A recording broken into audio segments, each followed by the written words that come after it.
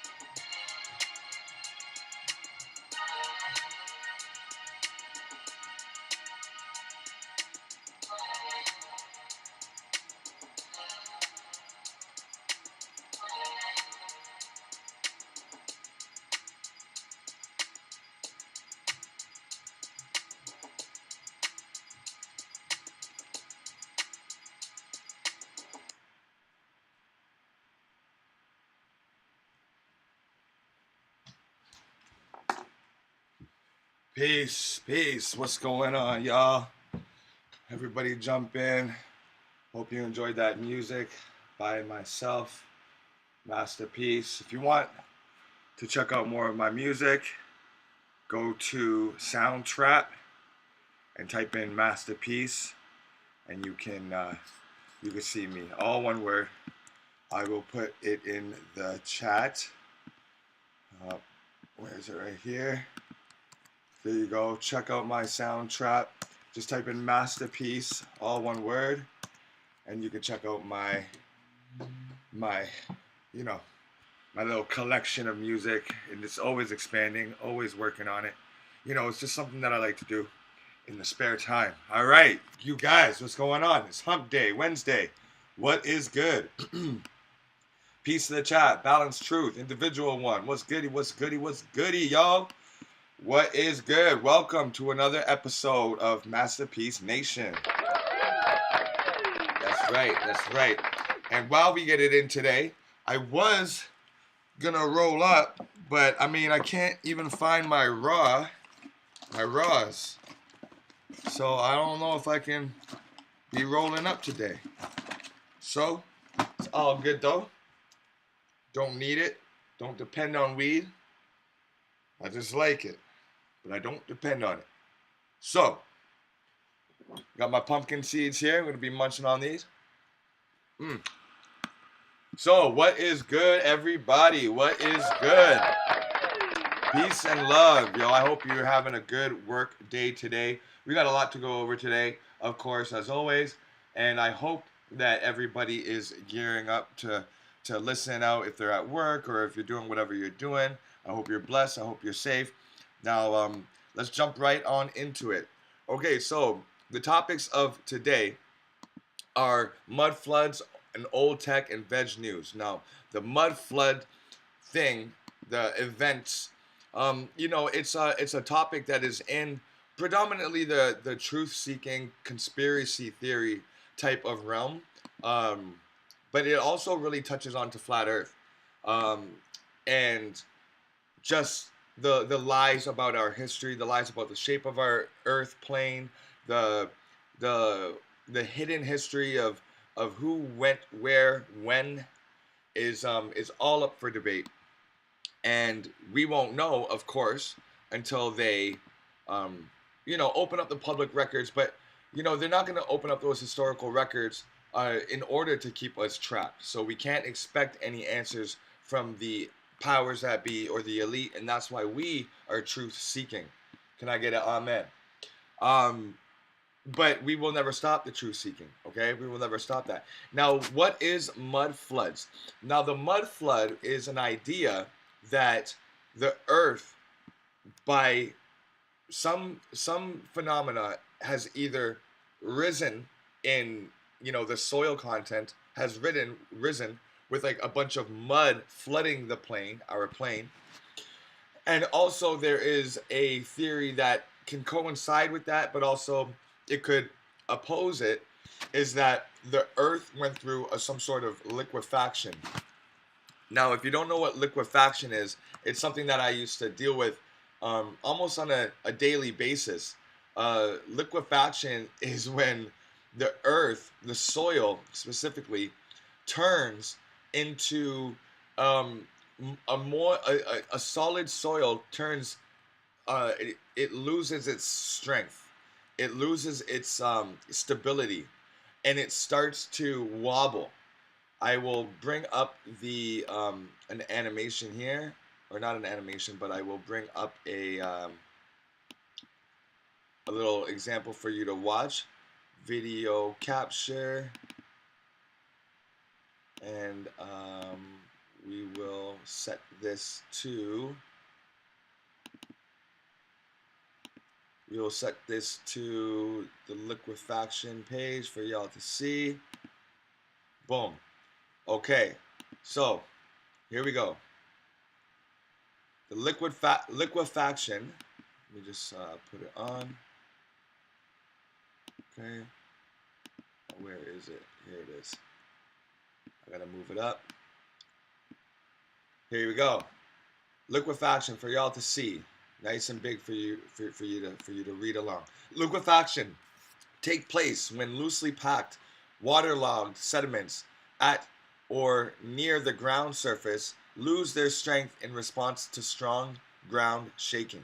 Liquefaction occurs beneath buildings and other structures and can cause major damage during earthquakes. But on a more local level, I would remember that the liquefaction that would happen on the job site. I was moving big machines, and we would do it after a rainstorm or whatever it was, and we would arrive back to the job site, and you could like rock on the soil. You could like step on the soil, and it would start to bounce and wobble. You could take a piece of soil in your hand and start moving it back and forth, and it would actually start turning into like a puddle of mud in your hands, right? So, let me try to pull up like a video for y'all of liquefaction. Here we go. Now, seismologists claim that much of... Okay. Gonna skip forward ahead. See how the ground is all, it's all wet, and you can see the water coming out of the ground to the surface. That's how you know you're in trouble.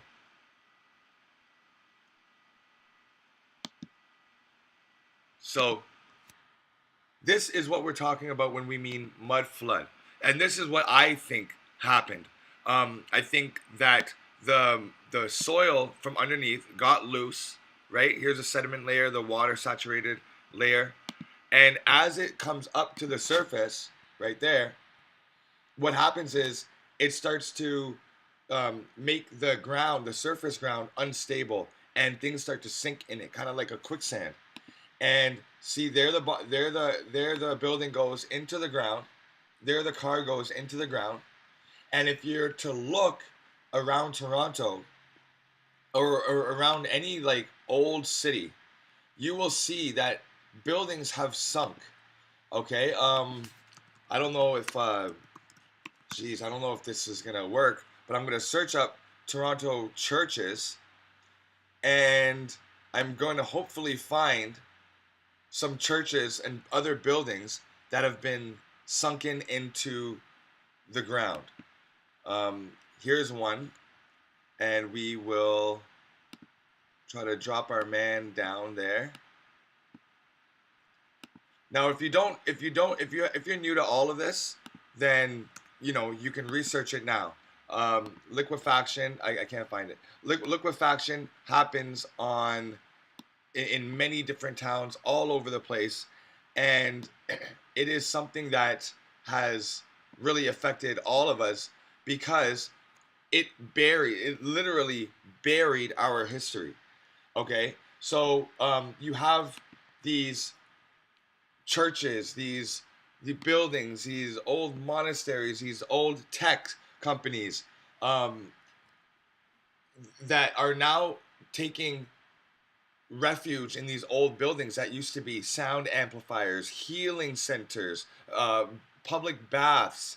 And you go into these places that's like used for a bank nowadays, and you look at the architecture all around, and you say, "Oh my goodness, this is so beautiful." And what's operating out of there is like a library or a bank or something that doesn't really demand that much ornate structure. It doesn't really demand that much. It doesn't call for that much detail in the architecture.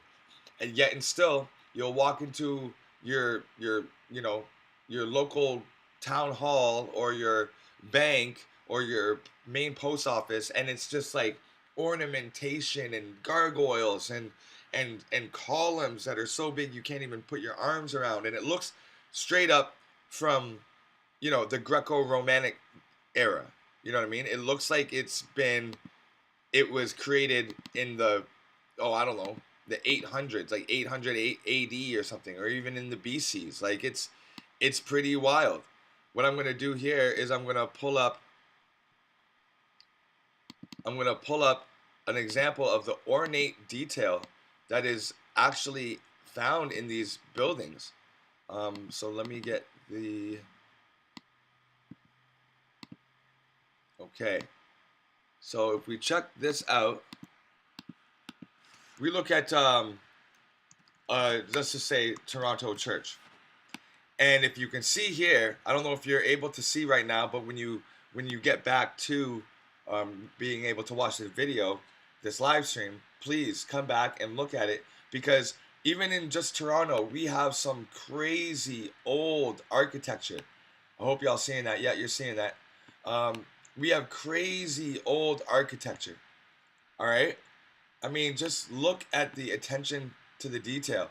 Um, John Levi does his channel, he does a really good breakdown of these old structures and going into them by detail. And sometimes he even goes in person to them. And what is so amazing every time is that you look at these structures. Look at this. Top 11 most beautiful churches in Toronto to get married at. I mean, look at the inside details of this. I mean, there's paintings on the ceiling, similar to the Sistine Chapel, and this is Toronto. This is you got to understand that the narrative that they play is that we were settled in Toronto really as like a real moving city in the 1800s. You know what I mean? 1700s is horse and buggy and trying to get along with the natives here and pushing them out and giving them smallpox and all that stuff, and the Trail of Tears, basically, where they walked a bunch of us up north to the deserted places in Canada, and and then they took over. They just moved right in. They said, "You guys are out, and we're in." They won the war. With the help of the French and the English, they won the war, and I mean that's just how it goes. But it's just crazy to think that these natives that they pushed off the land, these black indigenous beings, these copper-skinned people, these dark-skinned people with nappy hair, with straight hair, looking Indian and African and indigenous, really, to Canada and to America, because we didn't have the border back in the day. Old maps don't show borders between an America and a Canada. That border is new.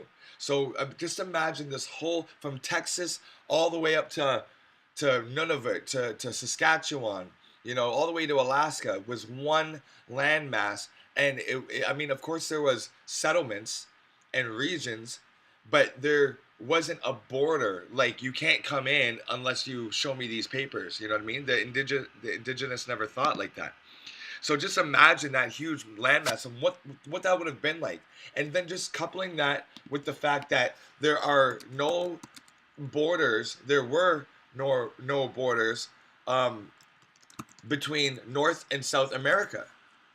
Now, so when you really just think about that, pause and think about what I'm saying is that now we have borders between Mexico, America, and Canada.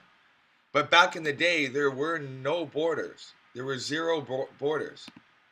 Okay.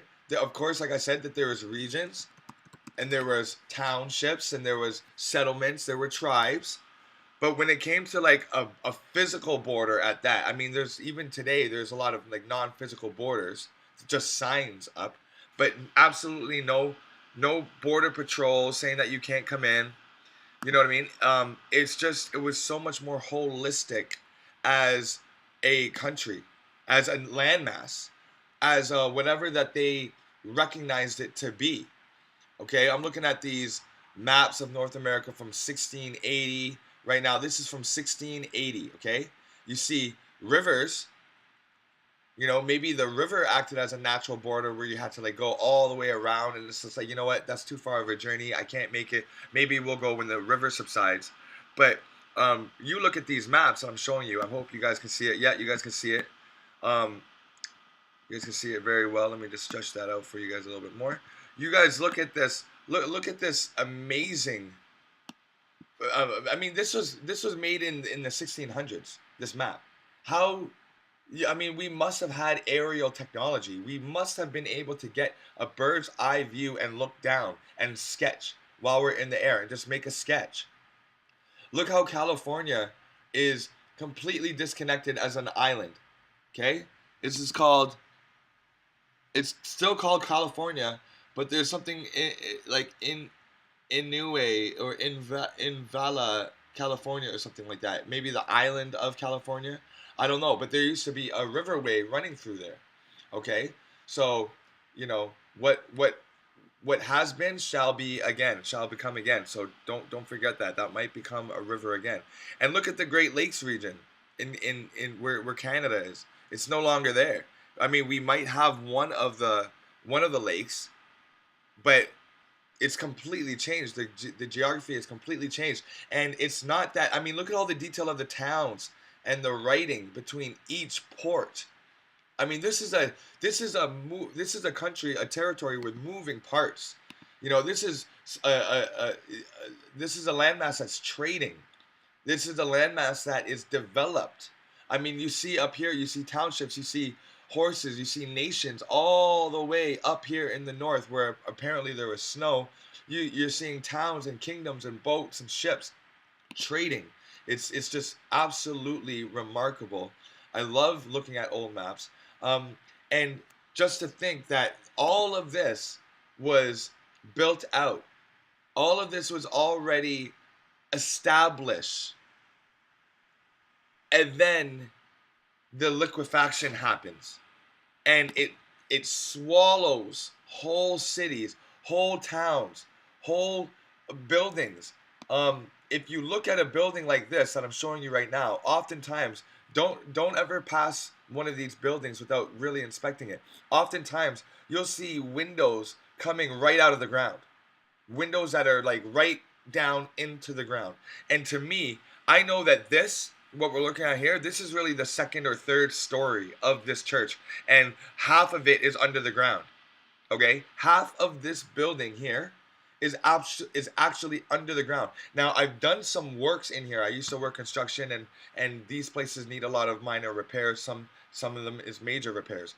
And one of the buildings was leaking through the wall when it had a flood, and we had to like patch it up with cement. It was a patch job. It's not going to hold forever, but we're getting paid. We got to do what we got to do.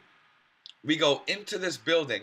We go down a flight of stairs, down another flight of stairs. We look at an elevator inside one of these buildings, and it was like turn cranks, and there was these light bulbs for the elevator that were like bigger than my head. These light bulbs bigger than my head, bigger than literally like a singing bowl, like an umbrella, like big, like a exercise ball type of light bulb. All right, was paired with this elevator, this hand cranked. Well, now it's hand cranked, but back then you know it worked, because if you look up here on top of the churches, on the spires, these are antennas. Okay, these are antennas. These are exactly what antennas look like today. Radio antennas. Let's look at that. Let's bring it up. Radio antennas. You see how it has all these like ditherings, like all these like little air, like these arrows and prongs coming out of the center mass. It's like it looks like almost like a tree, right? Well, you look at the antennas that they put on top of these churches and these old tech buildings, and they look like trees. You know what I mean? They look like a Christmas tree. They look like um, a radio antenna or some sort of frequency grabber. And the higher in the air you are, the more abundance of energy and electrons there are, right? So you go into one of these buildings and you go down 2 stories, 3 stories, and they have basements that are boarded off, that are not open to the public, they're unsafe, and blah, blah, blah, blah, blah. But it shows you that either this building sunk or something rose up. And I think it could have been a combination of both. You know, it could have been heavy, heavy rains, and it could have been the liquefaction and earthquakes or some sort of a sound frequency bomb or some sort of overhead explosion. But the interesting thing to note is that while this is happening to the ground and it's swallowing up buildings and the buildings are sinking into the ground a couple stories, it's interesting to realize that these buildings are still intact, right? I mean, you'd think that with such a cataclysm, it would definitely collapse over and be cracked right in half, unsalvageable. But that's not what we're seeing here. We're seeing these buildings that are completely beautifully intact. Here we go. Here we go with the windows coming right out of the ground. Okay, these are windows, and that if you go into the church, you go down and you look out this window, you're going to see a little bit of light, and then you're going to see the rest of the window covered in soil, just buried in soil. Okay, I've been to a lot of these places and I know what I'm talking about. And if you look around your city too, you're going to see it as well. But anyways, these buildings are intact, right? It's not like it's cracked in half or whatever. They're intact. And so it leads you to think, well, there are buildings that have been destroyed and there's buildings that are completely untouched. So what's going on here? And this is my hypothesis. This is what I'm thinking.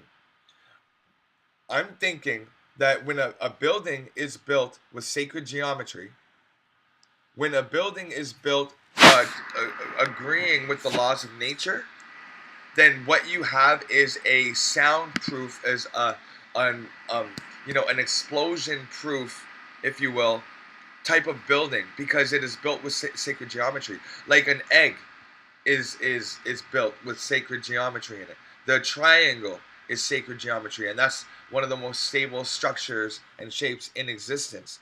The arch that a lot of bridges take, the arch is a very stable structure. And if you look at all these roofs, they're all arched and they're all done with sacred geometry in mind. So I think that you can't destroy these buildings through earthquakes and like liquefaction and all that stuff. And if there's like a high pitched frequency that is being let out through the atmosphere, then I think that you're good to go. I'm gonna show my camera. I'm gonna cut my camera on because I'm talking to y'all right now.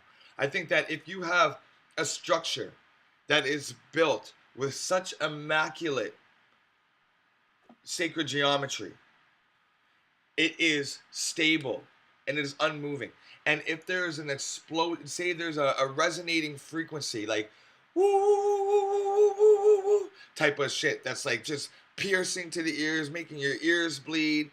You know what I mean? It's like it's shattering like these like square windows and whatever, windows that aren't like with the arch and with the steel in between, with the stained glass and all those types of old world type of windows. You know what I mean? Just regular windows.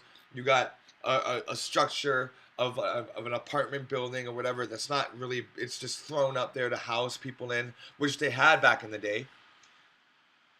Then those things are susceptible to piercing screeches, to frequencies in the air and that are emitted through our atmosphere, and they crumble. and they burn. And you look at the ruins around the world with these melted mountains almost, and they have these holes in them, like like 5 feet apart, holes that obviously used to be like windows in a building, but it's just completely melted down because I believe that we reached where we are in the world today before many times over, and we've put up housing, we've put up cheap um, low income housing before in the past, and that has crumbled. But what do the rich elite get? They get the well built, natural materials, stone built, sacred geometry built type of buildings, and they're high in the sky, so they're getting the free energy, and they're looking down on the slums, and they order in and they order up to their condos and their penthouses, and they're living above. And if anything should ever sink again in the future, guess who's the safest? The people highest up. The people highest up. You wonder why penthouses cost the most? It's not just for the view. I mean, think about it. A penthouse costing the most? Well, what if the elevator goes out? The people on the first and third floor, they're fine. They just got to walk one flight of stairs, boom, they're in. Super convenient. They got to run out of the house to do laundry. They got to run out and do an errand. Super convenient. Their car's right there. Think about that. I mean, it's more convenient to live closer to the ground. You would think, okay, I'm charging you more. I'm charging you more because you are closer to the ground. You know what I'm saying? All right, one second, y'all. I got to take this. Hello. Hey, what's up? Why? What happened? I have the thing today.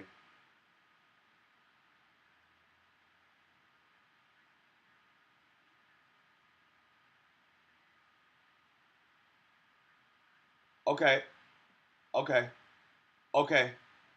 Okay. Okay. If you make the major's order, I will come up there on bus right now and I'll come pick it up. You think it'll be ready? Oh, yeah. Okay, cool. All right, relax. I'm coming. All right, no problem. Bye. Wow, duty calls, y'all. I'm telling you, being an entrepreneur, you never know. You just never know. You know what I mean?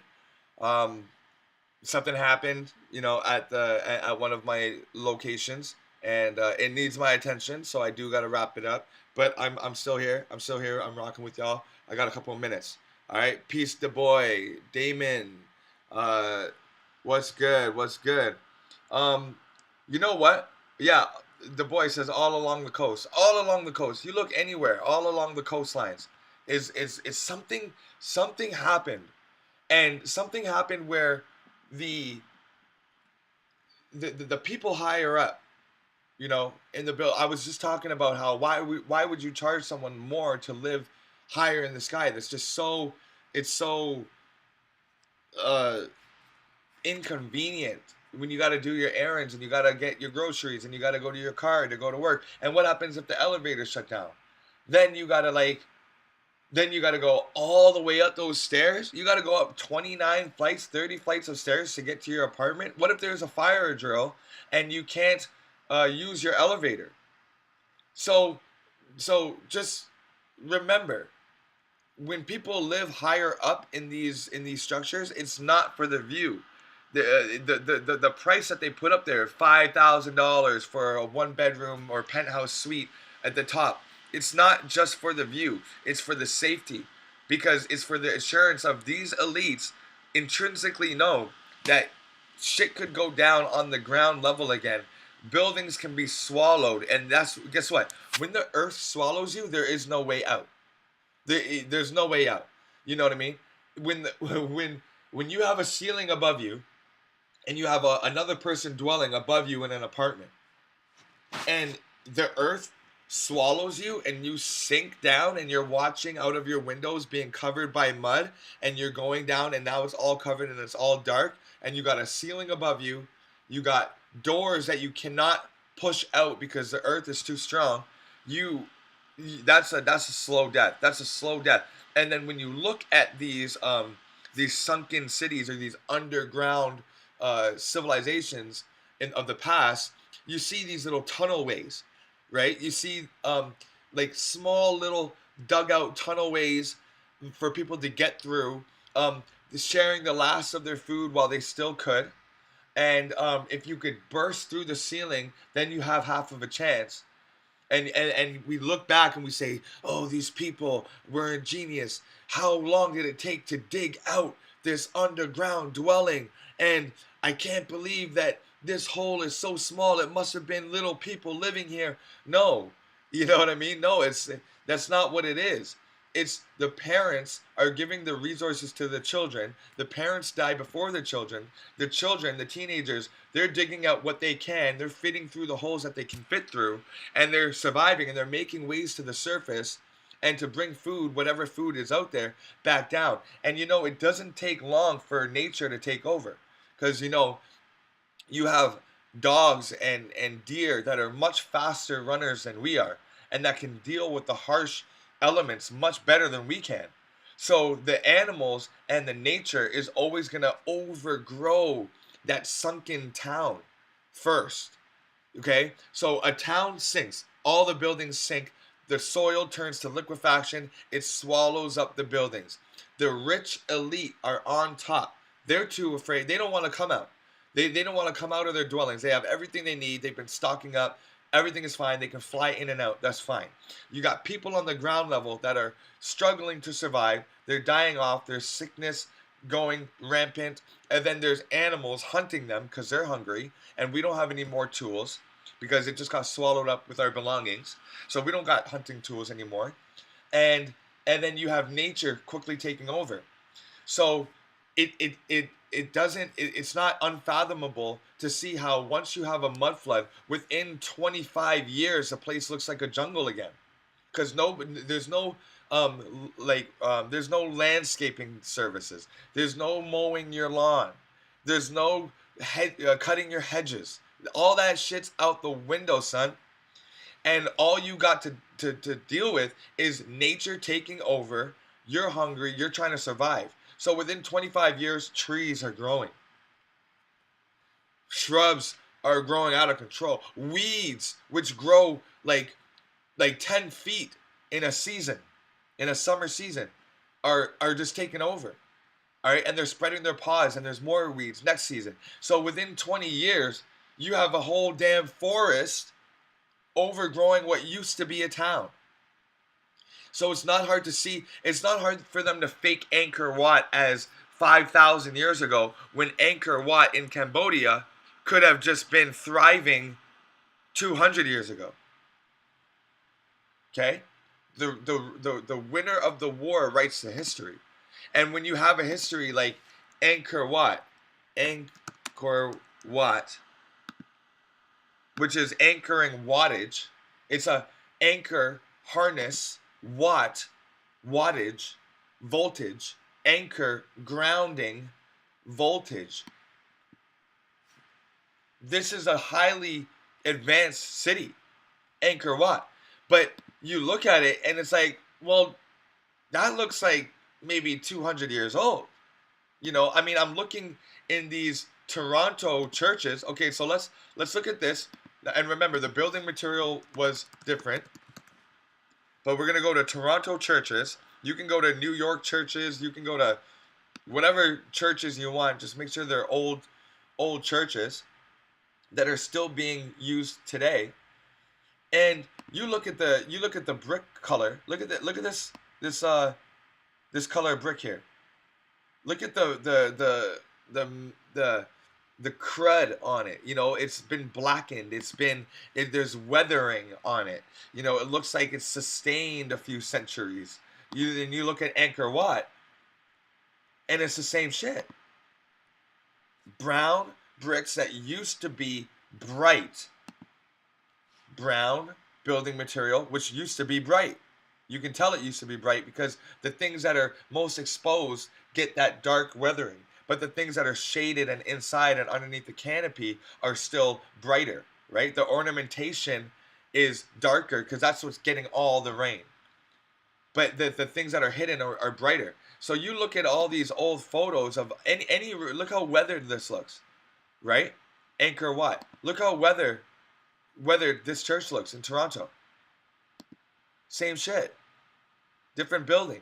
So this Angkor Wat and other structures in India and Egypt, I think they're lying, y'all. I don't think it's as old as they say it was. I think some sort of liquefaction, some sort of devastation, some sort of wars took place, and then you have a mass abandoning of it, maybe disease spreading, maybe an exodus happened to save the humanity, to save the population, so they migrated somewhere else that's more lush or whatever. And you have this overgrowth that grows over within years, a couple of years, and you're seeing vines and tall grasses. Yo, I don't think that these structures are as old as they tell us that they are. All right. So that's my stance on the mud flood. Like I said, some shit went down at one of my locations, so I do gotta go. But I am gonna get to the next topic here, and the next topic is the well, the old tech kind of went into that with the spires and the antennas being on top of the churches that you see nowadays. You look back on this old architecture, and you will see what I'm talking about. You'll see that it's like it's been used by a high level of society, right? And then it has just been abandoned, completely abandoned. So I really love diving into this type of work because it lets you know that I don't know. I just feel safer. You know what I mean? Like it's like the Earth is flat. There's no asteroids coming in. We're not gonna, the sun's not gonna burn out, and we're not gonna fly off into oblivion. And in the next 160 billion years, we're gonna be in another galaxy. Like it's just all bullshit, right? And so when I think about the flat earth being stable and unmovable, like the Bible says, and I'm not religious, but in all of the religious scriptures, it talks about like a carpet being unfolded, laid out. It talks about four corners, four foundations, four pillars of the earth, unmovable, stationary, and the luminaries above us are moving in the sky. And so when I think about that and I couple it with the fact that like there these great civilizations and these great technologies and these architectural builders, it just happened. Like you know what I mean? It just went down. It lets me know that we can do it again. The genius isn't lost. That greatness is near. You know what I mean? Fucking the technology is somewhere buried. There's papers. We can do it again. We don't have a lot to fear. It makes me feel better. You know what I'm saying? The mud flood is something that completely opened my eyes. Go check it out. Go subscribe to John Levi's channel. I will post it in, and I know I do this probably like every show. I shout out his channel, but also there's a Mud Fossil University. I'm putting it in the chat. Mud Fossil University and Mud Flood channel. Those three channels are going to work in tandem in terms of the old world being a lot closer than we think it is. Infamous Styles, what's going on, yo? Peace and love this morning. Salutes everybody in the chat and master peace. I'm busy at work. I will catch the early part of your stream. Yes, sir. Salute, brother. Salute. He says, I definitely can build with you on Mud Flood. And yes, the world is round, flat, plain. None of the pseudo with comets, planets. You know what? It's so funny. Peace to everybody that's contributing to this amazing conversation. A lot of people say, well, do you think the earth is round or flat? And it's like, yo, bitch, it could be both. You know what I mean? Like, is your pizza round or flat? My pizza is round and it's flat. Yeah. Our world is a pizza. But like without an end, without a border. I don't believe in the borders. I don't believe in the ending. I believe everything is infinite. Um and if it's not, then it's infinitely expanding. Like they say, they say the universe is always expanding. Then why can't that be like the ground? underneath the sky? Why can't the sky be infinitely expanding? You know, why can't there be, let's just say there is an edge, okay? Let's just pretend I'm going to be ratchet and I'm going to use my grinder lid. Let's say this is the earth and it is flat, right? And there's all these mountains and valleys and stuff like that in the earth, these continents. And you know, this is like Mount Everest, this is Mount Kilimanjaro, this is the Rocky Mountains over here, and this is the ice wall holding us in. Well, who's to say that, you know, once the ice wall melts, because it is melting, and that's the shit that they don't want. They don't want the ice walls to melt because the barrier will be gone. Yo, the global warming, they're blaming on us, they're making us do all this thing for climate change because they're understanding that the world is heating back up to where it used to be, right? So we got this ice wall. Let's just say it melts and there's soil exposed, right? Well, the grass seed is gonna fly just by the winds and everything like that. You know, dandelions are gonna be there because anywhere there's soil, there's dandelions. Thank God for that. So dandelion seeds are gonna get trapped on this outer edge, right? Let's just say if the Earth is a disc or whatever. Let's just pretend. Then there's gonna be grasses and weeds growing off of the edge, right over the edge, right? And then what happens is once that breaks down and it loses and it starts to decompose and ants do their thing and they die and they build up more ant hills and leaves drop and erode into more soil. There's going to be more soil, more soil, more soil, more soil, more grass, more weeds, more decay, more soil. Just how a forest floor is always rising because the leaves come and then they fall, then they get compacted by the animals and by erosion and by density. It compacts it and by the rain.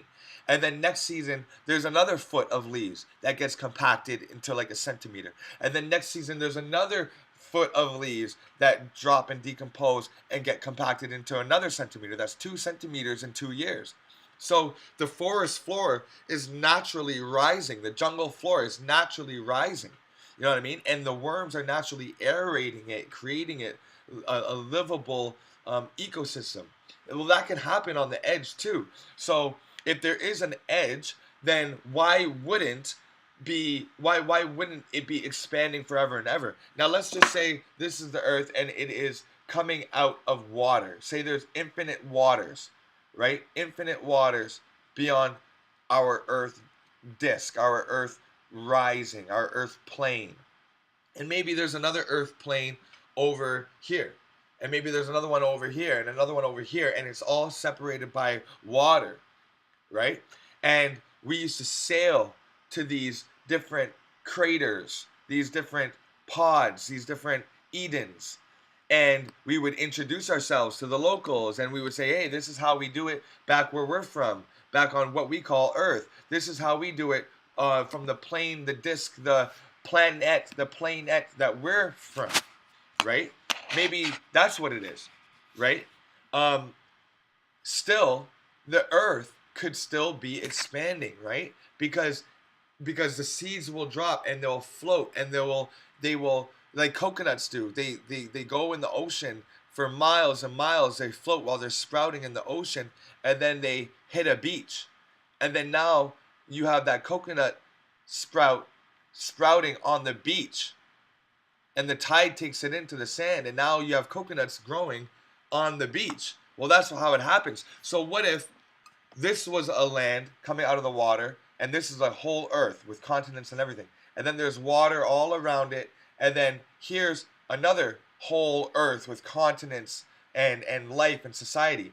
Well, if the pollen and the seeds, the coconuts and all that stuff, they drift outside of the ice wall and they make it to another whole earth region, well, that's how you can have a newly discovered species of plant or a newly discovered insect that has swam in the refuge of of the soil, of the plants, of the leaves, the branches, and has made it to another world, right? It's totally possible. So which I don't even know where I was really going with that. I was just talking about how the Earth is a plane, and and I think it's infinite. But let's just say if it was a disk, then it could infinitely be growing, right? So it's just crazy. Yeah, water has to be contained to form a body. Yes, but what if the water is infinite?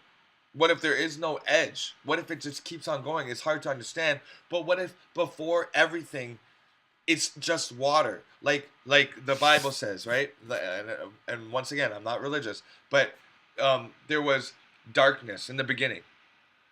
God said, "Let there be light," and then separated the waters above from the waters below, right? So we might be like, just imagine running for an infinite amount of time on water. Just you're in water, and underneath the water, there's formations happening. Maybe there's eruptions of lava, of whatever coming out, and it's building up islands, it's building up volcanoes, it's building up landmass until it finally comes out of the water. But nobody said that that water has to end. What if the water is all things? You know, they say water has memory. God is fluid. God is omnipotent, omnipresent. God is like liquid. God is like water. And if that water is infinite, like that one channel, Infinite Waters, if the water is infinite, then it doesn't need to be enclosed for it to work. Or on in another realm of thought, what if our universe that's like a sphere has water in it, right? And the ethers is moving around and the stars are moving around, and this huge sphere is containing many different earths, earth pod edens, and you can travel until you're 180 years old going light speed, but you'll never reach the end of that universal sphere. You know what I mean? It could be that big. You know, we just never know. And that's why I don't really like to draw conclusions. I like to be open to all things. I'm never gonna get up here and be like, this is how it works, and this is what's going on, and you need to do this, and you need to follow me and do that, because you know what I mean. I'm not like that. I consider all sides. I'm always considering all sides, and I think that's more holistic, because you're like, you know, you hear of this conspiracy. We've all heard of Hollow Earth conspiracy. We've all heard of the concave Earth, where we live on like the wall of the sphere of the Earth inside, and the sun and stars are like inside at the nucleus.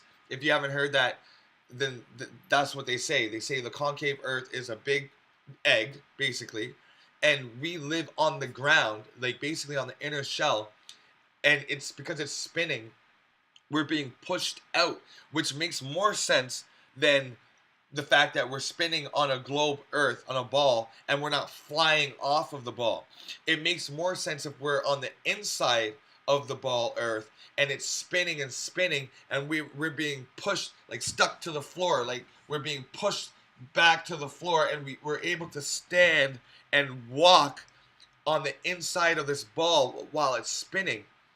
And the only thing that I can't get with that is that that Earth must be huge, because to look up into the night sky and to see the stars and the sun and the moon and whatever, and not be able to look across, well, I don't want to say not look across and see the other side of the Earth, because that's like when globe earthers say, well, then how come I can't see Japan from Canada or some shit like that? Because you can't see forever. So I'm not gonna say that if we're on the inside of a ball egg that we should be able to see the other side, like Japan, like the other wall of the other side of the sphere. So that had me going for a while. The concave Earth, that we're on the inside, like life is on the inside of the eggs, and I would still say that that is more plausible than the globe, but yet and still, all I know is that we've tried to measure for curvature. And every time we measure for curvature, it is flat. It is flat. Especially when you're measuring lakes and rivers. Those are the best, because the water is more calm. The the temperature is more consistent.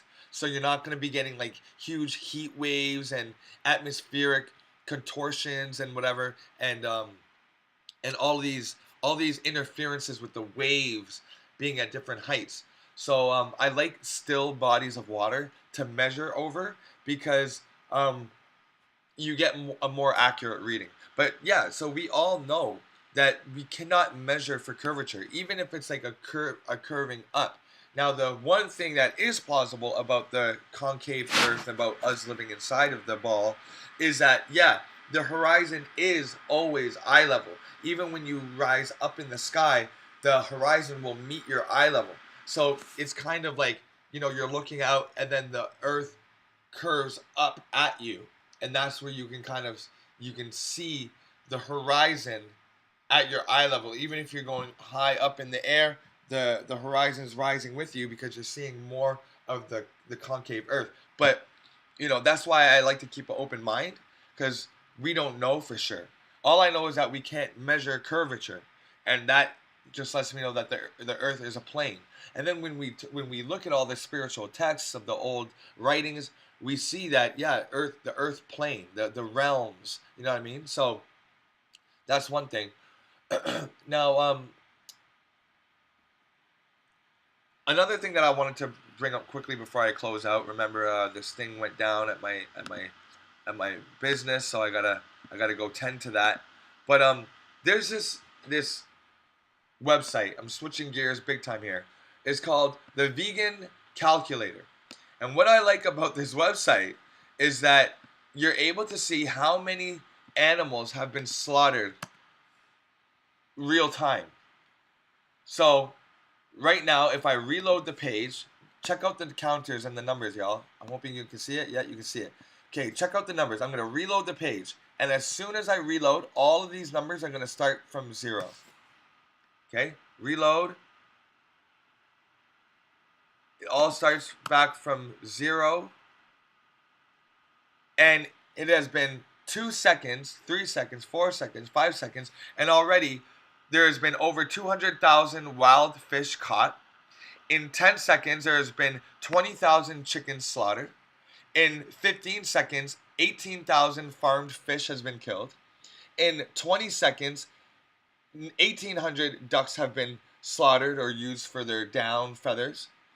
In 30 seconds, 1,300 pigs have been slaughtered. In 35 seconds, 1,200 rabbits have been killed. In 38 seconds, 800 geese have been killed, used for their food and for their down feathers. In 45 seconds, 900 turkeys have been killed. In 50 seconds, 110 rodents has been killed, in testing, animal testing, laboratory testing. In 58 seconds, 500 cattle. In 1 minute, 590 cattle have been slaughtered. That's cows that took 5-10 years to grow. In 1 minute and 15 seconds, about 1,000 goats have been killed, because you just can't stay away from your curry goat. In a minute and 20 seconds, 1,300 sheep have been killed, probably for their fur, for their meat. In Scotland and Ireland and England, they have these like haggis pies, and they use like sheep liver, sheep intestines, blood pies from the sheep, where you literally are just cooking blood. In 1 minute and 40 seconds, 195 pigeons and birds have been killed. 80 buffalo has been killed. 17 horses, because people like horse meat. 11 donkeys and 12 camels have been slaughtered. This is the vegan food calculator. Now, the animal slaughter counter. Now, how do they calculate this? It's easy. All they do is they take an estimation of the animals that have been killed in the previous year. So they look back at 2022 and they say, okay, this is how many animals died for our diets and our fashion and our car seats and our belts and all that, right? Medicine, our lotions, our eye cream that have been tested on animals, our safety brakes that have been tested on baboons' brains, all of this stuff, right? They take the number and say it's like 2 million.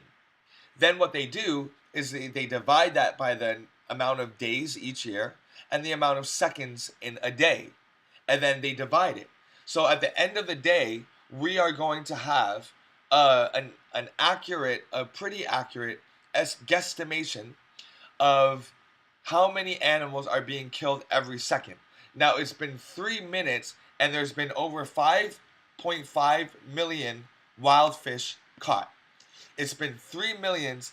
It's been 3 minutes and 300,000 plus chickens have been killed in the name of KFC, Chick-fil-A, your grocery stores all around the world. Remember, we're talking from China to America to England to India to all the whole continent of Africa. We're talking about in 3 minutes and 30 seconds, 400,000 chickens dead. And we act like it's not a problem. We act like vegans, plant-based people are crying out for nothing. You know, people could act like it's for their health and for the environment, but look at the numbers, y'all. Go to thevegancalculator.com. I'll put it in the chat because it's not for me, it's not for my health, yo. I still deep fry shit. I still eat donuts. But I make sure that there's no animal karma up in that shit.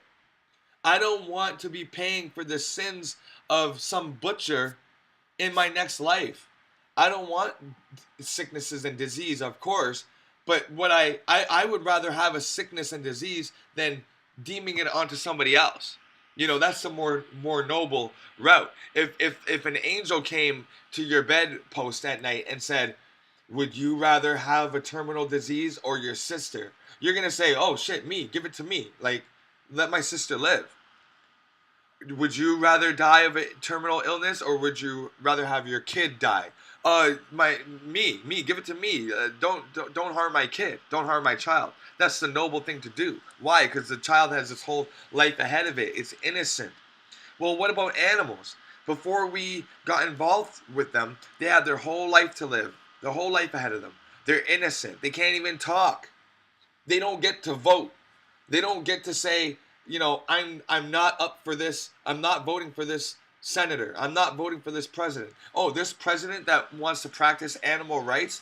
Oh, I'm going to vote for them. They don't have that vote. They don't have the thumbs to open up their cages. They don't have the voices to say, yo, man, what you're doing is wrong, man. I'm out of here. Okay? We got to understand that we are participating with our dollars. Just like how back in the 1700s. Oh, would you like this dress? It was made by my slaves. Oh, and you gotta try this butternut squash pie and this sweet potato pie. My slave made it.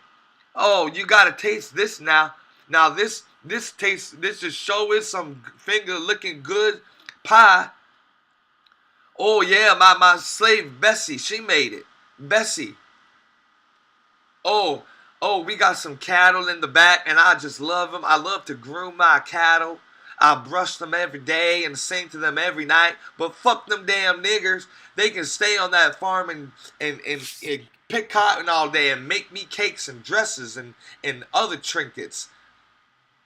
They were treating animals better than the slaves. They would treat their dog, which was their best friend, better than the slaves. And then the people that bought the cakes, the people that bought the dresses, that bought the sweet potato pie, that participated in going on the expeditions that were built by slave labor, the boats that were built by the slaves, the garments that were made by the slaves. They would pay for it. And the slaves wouldn't get any money. Just like you pay the butcher to cut up a chicken, but the chicken doesn't get any money. You go to a grocery store or to a small farm or to a local butcher because it makes you feel better. Oh, well, he uses all the animal. Oh, okay, so that makes it better? And you give them the money, and that says to them, wow, business is really picking up. I better go find another animal that I could slaughter so that I can restock my freezer for the next paying customer. And then the next paying customer pays $100 for a beef shank for dinner tonight. The money doesn't go to the animal or his families. The butcher takes the money. It deposits it in the bank. The bank sees that Tim's butcher is doing better than ever. He had a better year than ever. So let's provide him that loan that he wants. Because if business keeps on going like this with the animal slaughtering, heck, he can pay back that loan. Now, now that he's buying more cattle from the farm that raises the cattle, the farmer is going to say, hey, we better knock up some more cows with our bull semen that has been imported from Japan from a grade A specimen, and let's just put on our long gloves and inject it. Let's put our hands into the pussy of the cow and impregnate it some more. That way it can give us more cows so that Ted's butcher shop can have more of our meat supply, and then we can go to the bank and we can get a loan for our farm so that we can build another stable for more cattle. Don't you understand that money talks? Money talks. Okay? Money is numbers. Numbers don't lie. People lie, but money talks. Money, numbers, they don't. So when a butcher shop is rising in numbers, when a burger place is rising in numbers, that tells the world, kill more animals. So you can say, well, I'm not butchering them. I just go to my shoppers, my grocery store, and I buy it. It's already packaged up. I had nothing to do with it. There's no blood on my hands. Yeah, there is blood on your hands because it's blood money. So you're voting with your dollars every single day, at least 3 times a day, 3 meals a day. You're voting with your dollars. If you don't get the cereal with milk in it, if you don't get the pancake with dried milk in it, if you don't get the Jello with gelatin, which is pig ankles and cow ankles, if you don't get the animal milk, if you don't get the ice cream and the yogurt that's dairy, if you don't get the chicken breast, and if you stay away from the steaks and the shrimp, guess what's going to happen to that whole chain that I just explained, from the grocers to the bank to the butcher to the bank to the farm to the bank? Guess what's going to happen? It's going to show less demand, and then they're going to have to switch their field. The farmer is going to have to stop raising cow and start raising wheat or soy or beans or something, because the cow's already grazing on the land. So why not just get rid of the cows, get them to a sanctuary, or let them live their natural life out until they naturally die, don't breed them again, and then you just aerate the soil and you grow corn and beans and hire workers and do all this stuff, and your margins will go up, because so much less money is being spent on animal husbandry, with the growth hormones, with the steroids, with the antibiotics, with the water, the gallons of water that you need to feed these animals, plus water your crops. So it's a double-edged sword. It's a double dip. You're watering your crops and you're growing crops while a huge animal is drinking all the water and eating all the crops. Take the animal away and you have a beautiful, flourishing farm. I don't get it. So that's why when I look at these stats, these vegan counter, it's been 9 minutes and 9 million wild fish have been caught. 9 minutes, 600,000 chickens have died. It's been 9 minutes and 400,000 farm fish have been killed. 4,000 cattle have been killed, slaughtered, dead. Not going to see another day. 4,000. And it hasn't even been an hour yet. It's been almost 10 minutes. I'm releasing my karma. At least 3 times a day, I'm choosing a food that doesn't have harm to any animal, intended harm. Of course, when you put your shovel into the ground, you're going to split a worm open. But guess what the genius of this creation, of the simulation is that you can split a worm 7 times, and each 7 parts of its body is going to live and make a new worm. How genius is that? When we toil and work in the soil and we cut the soil's best friend, which is a worm, when we sever that worm in half, guess what you have now? 2 worms aerating the oil and fertilizing the soil. Aerating the soil and fertilizing the soil. 2 worms. You know? So you gotta do your farm work. You gotta be shoveling, you gotta be putting the tractors in and the blades going into the ground. But guess what? When a worm gets sliced open, it's now 2 or 3 worms. It's genius. Okay, so we're not going to be petty. We're not going to be immature. We're not going to say, well, vegans hurt animals too, because when you're taking the tractors and the shovels out in the field, you're killing insects. Well, guess what? When you want a beef steak, you need the tools to aerate the ground and to plant the crops for the cows to eat. So insects are dying so that an animal could be killed. How about we just farm for the crops and insects are gonna die, but it's not for the purpose of killing an animal. You see, all of these things happen to the insects. They get hurt on the farm, okay? Even if you had a backyard farm and you put your trowel into the soil, you put your shovel into the ground, and you split open a grub, you split open something that's gonna come out and emerge as a butterfly or a beetle or something, but you killed it. That happens in your backyard. You're shoveling something, you're gathering something up, and you kill a ladybug, you kill an ant. It happens, right? But if you were doing all of that in order to kill an animal like a chicken, then that's double dipping. That's a double-edged sword. Look, if you have a farm that raises only crops, just greens, kale, lettuces, beets, and all that, then you're going to kill some insects. But if you have a farm that's dedicated to killing goats, chickens, and cows, then guess what? Not only are you going to be killing the goats, chicken, and cows because that's your business, but also you're going to be inadvertently killing the insects. So we're not going to be petty and say, well, vegan farming kills insects too. Yeah, duh, it has to. Like, it's going to happen if you go run outside and play. But the word here, the differentiating word is intentionally. We are intentionally killing animals when we eat meat or when we pay for meat. When we get a bean burger, we are unintentionally killing.